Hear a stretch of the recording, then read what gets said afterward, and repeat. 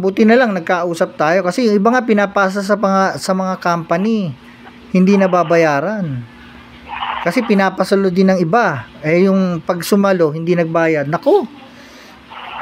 Yung iba buti lumalapit sa akin, ma'am. Yung iba no, may problema na ipasalo na nila. Buti ikaw bago mo na ipasalo, nakalapit ka na sa akin. Alam mo 5 years pang uhulugan ng sasalo sa iyo yan eh. Paano kung sa 5 years na yan eh may mga event na nangyari? Halimbawa na lang na total wreck. Sa tingin mo babayaran pa yan sa bangko? Di ba? At yan ma'am, deny sa insurance yan. Paano nasunog, nakarnap? Sa tingin mo sila ba magbabayad sa bangko? Sino habulin ng bangko? Yung ako pa rin kasi ako nakapangalan. Yun, buti nagkausap tayo. Maraming event na pwedeng mangyari na hawak nila ang sasakyan.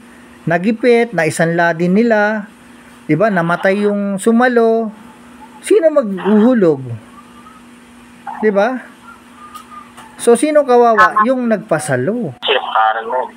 O pangalan mo masisira. Talaga so, pag di kaya, i-surrender na diretso sa bangko. Pagka hindi kaya, diretso na lang kayo ng bangko. Kausapin nyo bangko.